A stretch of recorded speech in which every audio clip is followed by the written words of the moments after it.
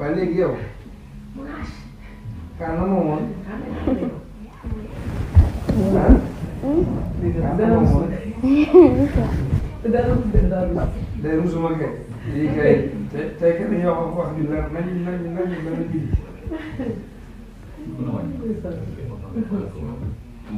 nga def ça va dara métti la non da ngay muuru léegi non wóoruma ça va bien waaye hein waaye léegi wax ma ci lan nga nekkoon si jàmm explique moi ma xam non damay wax lépp kay ci nga nekkoon lépp lan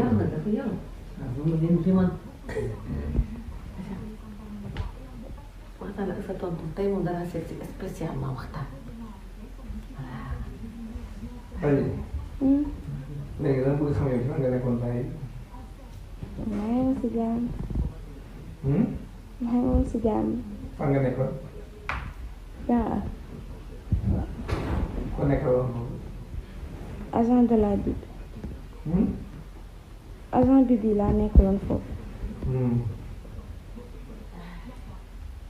ñoom kese nga nekkaloon. ak benn dame bu ñu doon toogal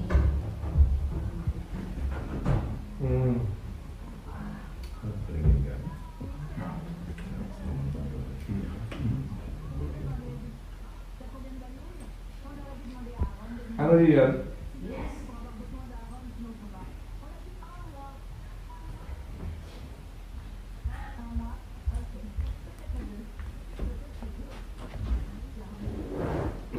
waaw léegi dama bëggoon ñëw di waxtaan tuuti nee nga Aliya dama bëgg nga déglu bu baax di waxtaan ci xel dañu teg ko si ci dëgg bi jiitu loolu dañu war a sant yàlla bu baax ñu yàlla boole fii ñu ñëpp di toog nekk en vie yow aussi nga nekk en vie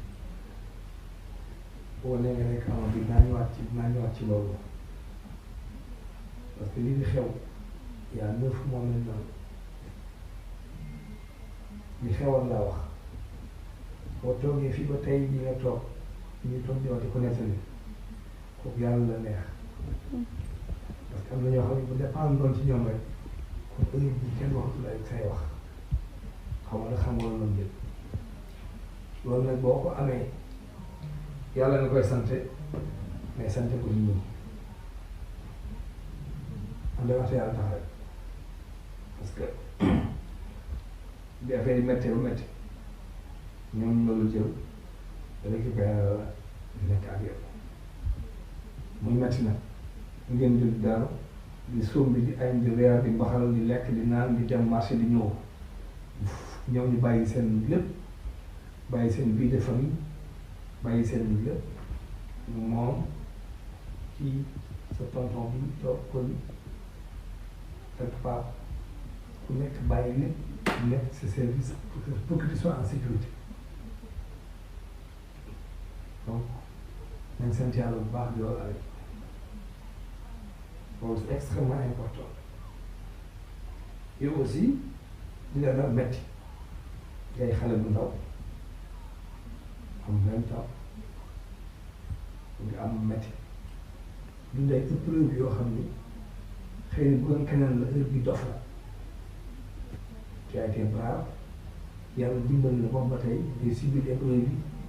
di dund di ko gérer di ñafe ak moom parce que c'est pas évident c'est pas évident nga dund ko nekk ak moom ba heure bi tey je ne reviendrai pas sur ce qui s'est passé tout ce qui s'est passé je te comprendre naa la parce que man mag laa am naa ay doom jigéen yu la mag donc man comprendre naa yu bëree bëri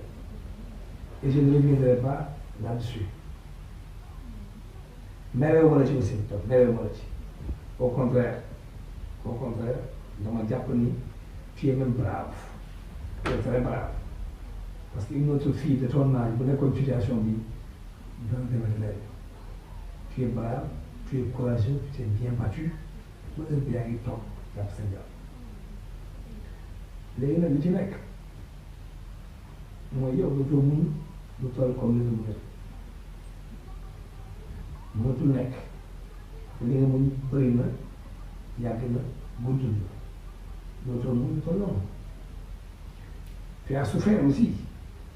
et ça on le reconnaît et on l'admet mais ñun aussi on a souffert ñun ñëpp dañoo souffrir parce que on a voulu te gérer. du ma revenir ci li ñu nekk ci li ñu waxante woon amul dara loo xam ne nii nit ñi def nañ ko sur intérêt personnel aji fii lépp lu fi ñu def rek pour dimbali la pour jàppale la pour génn situation bi nga am une nouvelle vie parce que ki la tooñ ba defal li mu la def ba mu indi yi lépp ana mu tey lu mi ngi fi doon ay soxlaam am déet aji mi ngi dox soxlaam bi di jënd ay mbiram di dem ay soxlaam yow nga toog dans un coin mënuloo génn ça c'est pas normal donc loolu day souffrance man nag du ma la mës a bàyyi te mësuma laa bàyyi du ma la mës a abandonné loolu nga xam ko ñoom ñuy toog dañ la mës a bàyyi dañ la mës a abandonné la preuve quand tu es parti ils ont tout fait pour te récupérer après ils ont compris ñu toog jàpp seen jàpp yow sa bopp yaa ñëwaat bi nga ñëwaatee mënuñ la rejeté mënuñ la sànni mais ils t'ont pas rejeté ils t'ont encore adopté comme seen doom donc laa bëgg nga xam ni yow dañ la boole ci famille bi dañ la boole ci tu es notre enfant tu es notre fille on ne te veut que du bien man nag dama la promettre la lune wala mooy di luñ mënta def li la waxoon mooy bis bu procès bi jàllee dañ la wutal passeport dañ la mën a tukki bis bu procès bi jàllee dañ la wutal passeport dañ la mën a tukki c'est ça qu'on s'était dit loolu changé wu ma ci tey changé wu ma ci ëllëg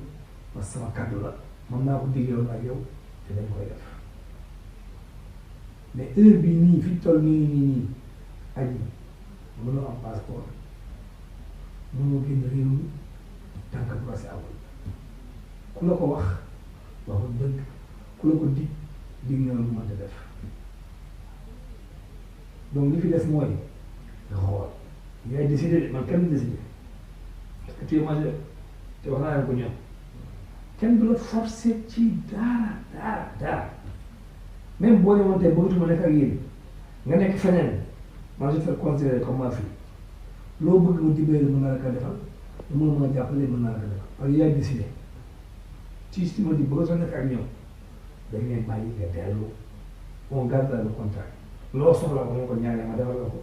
boo ko vivant boo ko ñaar vivant ma defal la ko te lu tey bis bu sa procès jeexee ñu li ñu la waxaat li ñu la war a def defal la ko tukki amoo ci problème maintenant si tu veux rester avec nous comme ni nga resté ak ñun aussi je suis d'accord loolu moi je suis prêt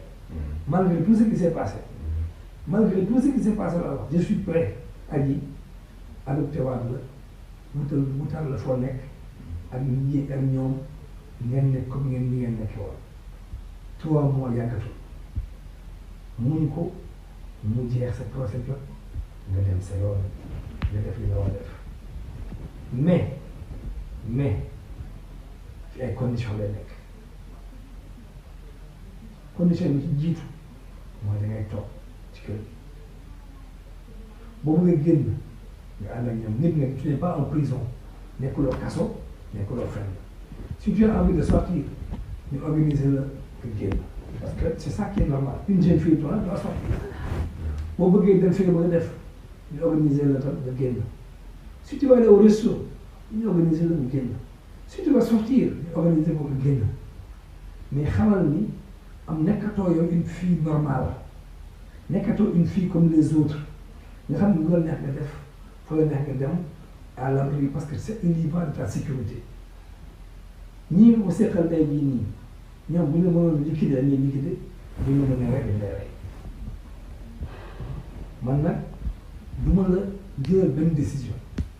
mais condition bi daal mooy loolu et puis ñu nekk ci jàmm ay nit nag bu ñëwee danañ xuloo danañ jàppante dañuy am problème wala amul problème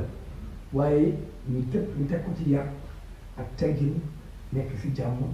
nga xam ne ñoom sa ay yaay la ak sa ay nijaay ñoom aussi ñu xam la sa seen doom la ngeen dund une vie normale le temps que le procès arrive le procès bi arrive ñu ko jugé bu pare yow li ma waxante ak yow di defal la man loolu laa ci xam li wax ji nag bari na man dégg naa lépp waaye baal naa la amul benn problème baal naa tamit ci des li nga mën a xam daal mooy Viviane nii ak Coly ak sa tonton man wóor na ma ne mënoo leen a fay parce que ils ont pris des risques ils ont donné le temps pour defal yow aussi ñoom aussi am na loo leen defal parce que ñëw nga confié wu ñoom en tant que leur fille donc loolu mooy dëgg ñi fi nga nekkoon démb fi nga nekkoon fan yii xaw ma leen nu mu leen di jugé xamuma leen dara donc lu doon apprécié nu mu leen di jugé mosuma leen di gis wala kenn laa ci mos a gis une fois xamuma leen dara waaye lu nga mën di wax ci àddina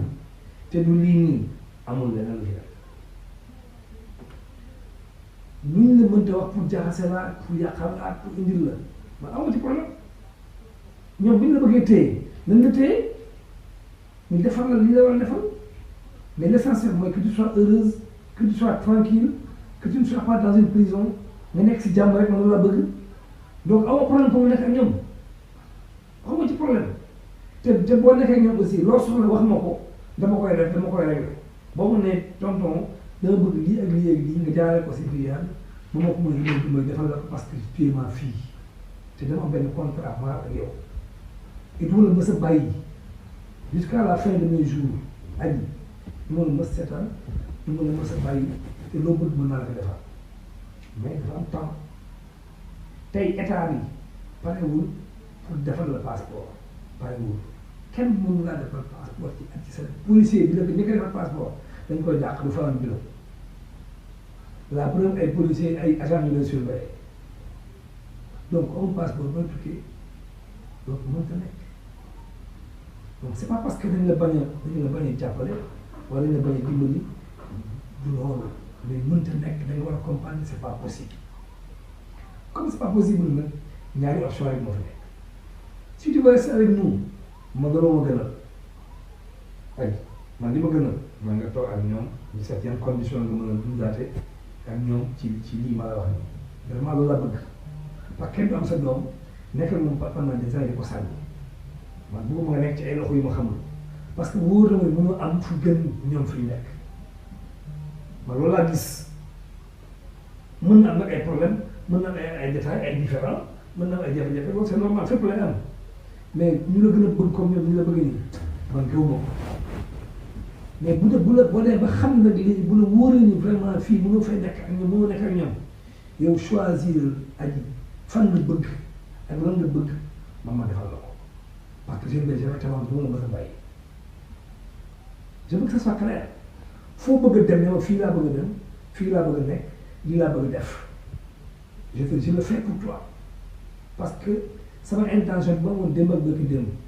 mooy pour sauver la jàppale la ba sa situation bi dañ maanaam li ne doon def mu dañ la te mu metti woon la c'était ça mon objectif et ci la nekk ba tey je ne sais pas si j'ai été clair mais dana bëgg daal nga xam ni man sa papa laa mii sa ay tante la ak say tonton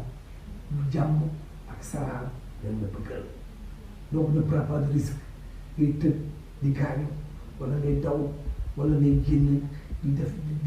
di jël ay risques bu ñàkk sa avenir tu n'as à peine 20 ans tu as de l'avenir devant toi ëllëg ba nga réussir man du ma la mës a seetaan dans ma vie di la ngay torox wala ngay am problème doo ko mës a def lu ma ko mës a def ci àddina lu ma la mën jàppale danaa ko def je vais le faire c'est un engagement que j'ai pris je le ferai mais donc bu yàkkamti mais nag la décision yow yaa koy jël c'est pas moi c'est pas Viviane c'est pas les tontons c'est toi qui prendras la décision c'est pas aussi les éléments de la vie yow yaay xool fi nga bëgg a nekk ak yan condition nga bëgg a nekkee nga nekk foofu loolu nag moo tax may tey comme gën nañu gisee gën nañu toog te gëj a gisee bi aussi dafa am yu bëri yu ma doon moytu dafa am yu bëri yu ma doon éviter parce que c'est très compliqué.